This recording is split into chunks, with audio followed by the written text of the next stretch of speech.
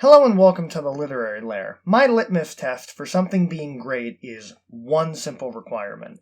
It has to pop into your head at random moments with no provocation whatsoever and make you go, wow, that was great.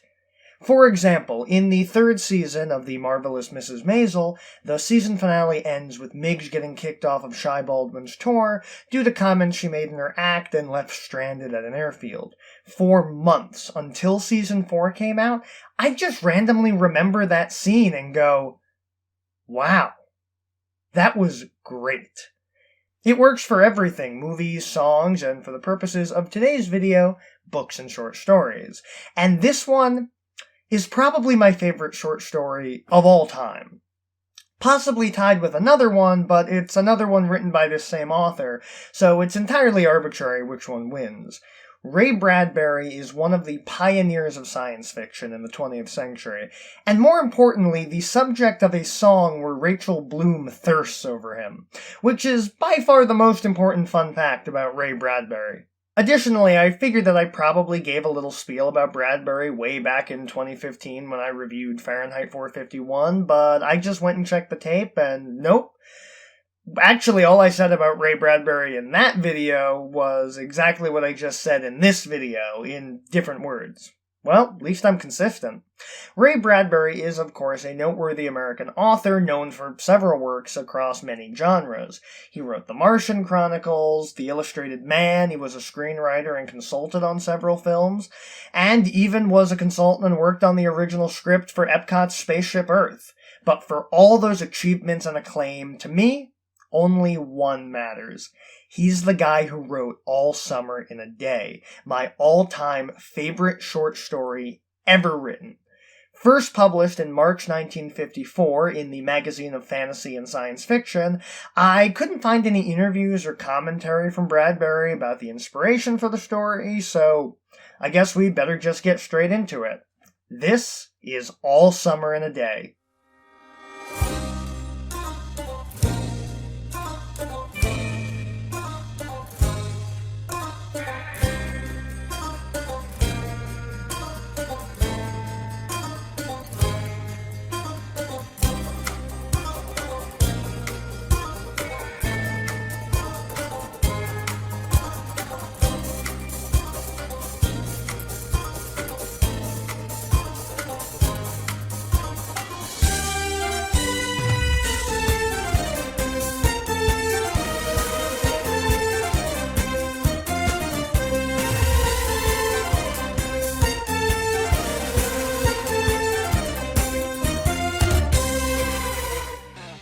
No cover, obviously, but let's talk about the cover of the March 1954 issue of Fantasy and Science Fiction, because I know that this is a space prisoner because of the striped shirt with the number on it, but between the expression on his face and the chains, I couldn't help but have my first thought upon seeing it be, kinky.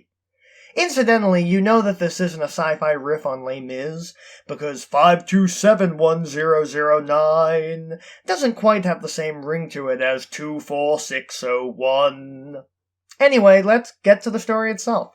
The story takes place on Venus, where a group of school children are awaiting a very special day.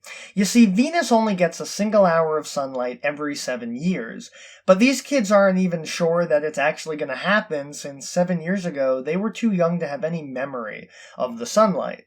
Except for Margot, that is. Margot is a transfer student from Earth, so she grew up with sunlight until about 5 years earlier, and so remembers it fondly. In fact, not having sunlight is having an adverse effect on her well-being. She's pale and sickly and speaks of the sun with vivid descriptions, but much like all ignorant people, the other kids just don't understand the sun, some not even believing that Margot really remembers it.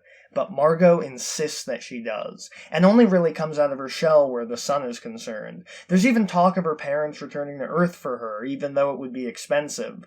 But it can't really be helped, especially after she had an episode in the school shower where she refused to let water touch her head. That event particularly drove home to both Margot and her peers that she was different, and so they steered clear of her. Of course, they should be worried, because the last girl to have an emotional outburst in the school showers was Carrie White, and we all remember how that turned out. Hey, I managed to sneak in a horror reference, so that makes this script that I started in August thematically relevant to being released in October. I hope. Should I throw in a Christmas reference just to be sure? The other kids don't really like Margot, particularly William, who rallies the other kids together to gang up on Margot and lock her in a closet before returning to the classroom.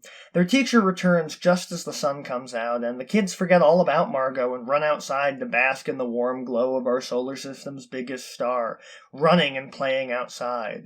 And when the hour is over, they glumly return to school as rain begins to pour again, all of them knowing now exactly what they'd been missing. And when they get back inside, they suddenly remember Margot. They look around at each other, ashamed, before heading back to where they'd locked her up, and they let her out as the story ends. Margot is deprived of something she craved, but now the other kids know just how badly they treated her. I've often been accused, by myself mostly, of being too surface level with my observations. Occasionally I'll take the text literally and not dig in any deeper into it, so forgive me if I'm conflating the text with the underlying message. However, Margot's experience rang very true for me because it reminded me of my own experiences at that age. I do not do things in a normal way. This should be obvious based on how I dress, behave, and decorate my room. In case you haven't noticed, I'm weird. I'm a weirdo. I don't fit in. And I don't want to fit in. Have you ever seen me without this stupid hat on?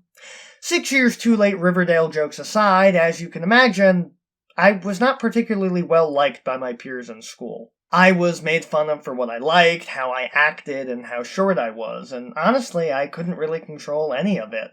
So the fact that Margot was mercilessly bullied for just existing and for believing in the sun, because of course she had actually witnessed the sun and craved its warm embrace more than anyone else because she knew what she was deprived of, really resonated with me.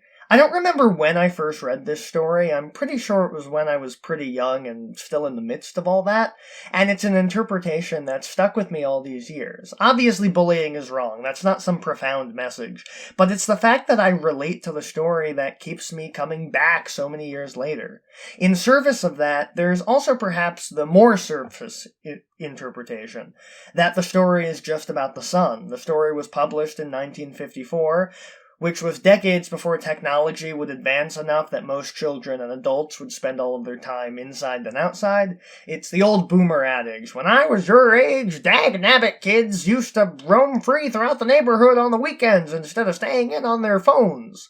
But it's very true. Science has proven that the sun has tangible health benefits. Hell, vitamin D deficiency existed back when this was published. So there's also the element of knowing that being deprived of the sun is damaging to a human in both physical and mental ways, as seen with Margot in the story.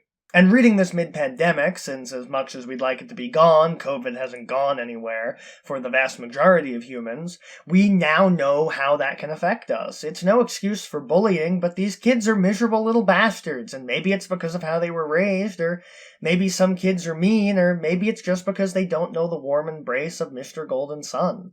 Like a physical effect, not just that they hadn't experienced it yet. That year that we spent cooped up in our homes, I mean, I can only speak for myself, but it was a miserable time.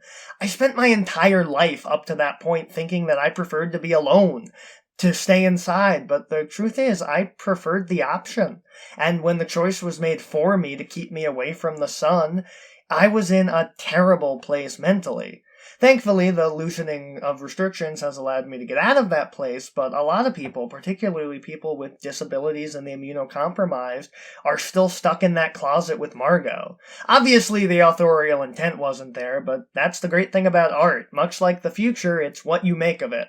And that's where my mind goes when I read this story now. All those anti-mask, anti-vaccination people are the school children, forcing all the Margots of the world into that closet to deprive them of the sun because of their selfishness and cruelty. Or maybe I'm just reading into it too deeply. Read the story for yourself and let me know in the comments if you agree with my interpretation. Or is there another angle that you can read into the story? This is one of those stories that doesn't seem to be as well known or analyzed, even though it's one of Bradbury's most highly regarded stories, and was even adapted into a short film on PBS in the 80s, so it's really ripe for interpretation. I don't know when we'll meet next. Work's been keeping me pretty darn busy, but hopefully I'll be able to at least scrape together an anniversary episode come March. See you next time.